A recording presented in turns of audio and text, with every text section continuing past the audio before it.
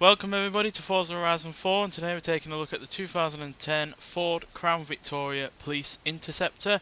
Now this was a four-door body on-frame sedan that was produced from 1992 to 2011 and is a law enforcement version of the Crown Victoria.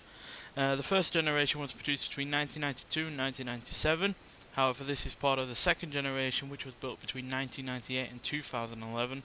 And it's based on the Panther platform. And in comparison to the standard Crown Vic, it has severe duty shock absorbers, black steel wheels, stainless steel dual exhausts, a higher rate of coil springs, and zero point 0.8 inches of additional ground clearance, while also having a 4-speed automatic gearbox. So yeah, this is really rather similar to the Impala SS we reviewed in the previous episode, as obviously both were police cars back in their time. Both rear-wheel drive, both have V8 engines, both have an automatic gearbox, which I quite frankly find to be the worst part of both cars. And both weigh around the same, while having around the same amount of power as well. But this is easily the more iconic vehicle of the two, as it's been featured in many films, TV series, video games, and it's still seen as a part of the law enforcement fleet even today. So far more iconic than the Chevrolet Impala and its Caprice counterpart. But yeah, to be honest, I prefer the Chevy.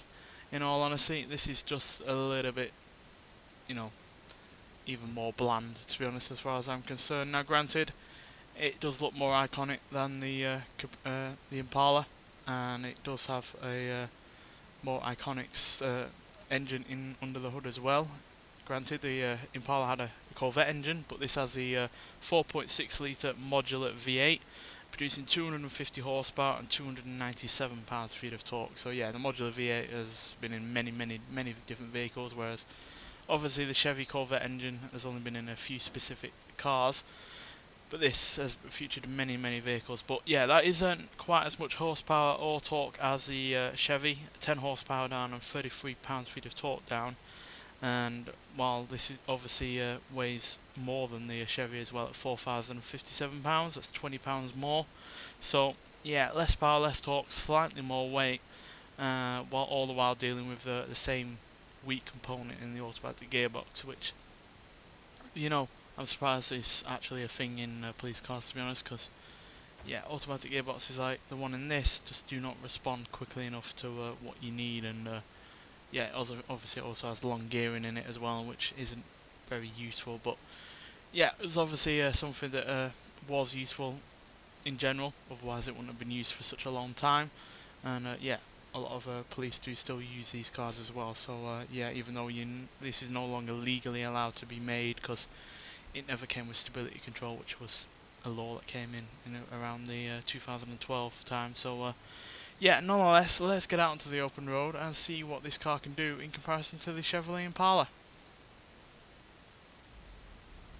Now, compared to the Impala, it is obviously going to be slower to 60 and to 100 due to that extra bit of weight and the lack of horsepower and torque compared to it, as it can only do 0 to 60 in 7.9 seconds, 0 to 100 in 21.682 seconds, and have a top speed of 141 miles an hour. Now granted, that top speed is ever so slightly quicker than the Impala by 1 mile an hour, but yeah, the 0 to 60 time is more than a second slower, 0 to 100 time is more than 3 seconds slower, and I just generally don't find this car quite as fun to drive as the Impala.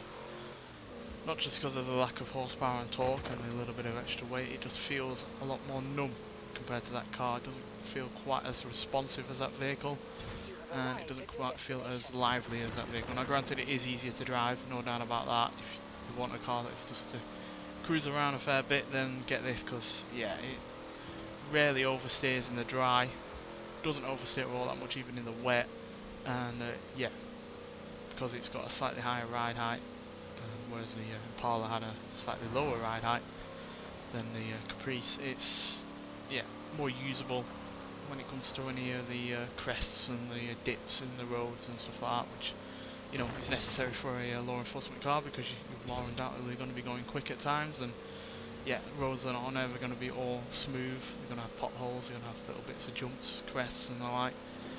Obviously not quite as severe as you see in some police movies where, you know, they're in San Francisco, for instance, going down those hills and flying a good 50 feet in the air, but, you know, you're still going to obviously get some ground, going to get some air, you're going to need some ground clearance at some point, and yeah, this does offer that. So yeah, it does have that advantage, and yeah, there's no doubting that this is an iconic vehicle in its own right, far more than the Chevy ever was. Yeah, so you can put this alongside the Ford Mustang or the Chevrolet Corvette in terms of iconic American vehicles. So yeah, it does have that going for it, and I certainly am glad it is in the game.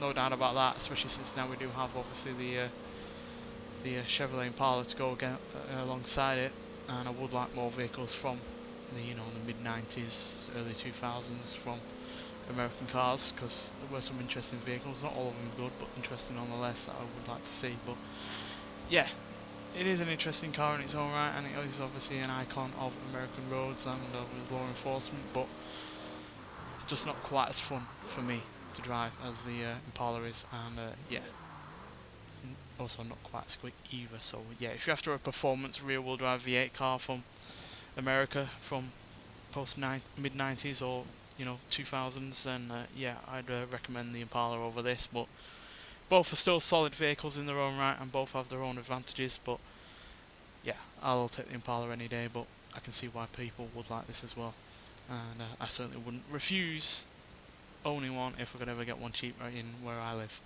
Nonetheless, thanks for watching, and I'll see you in the next one. Bye.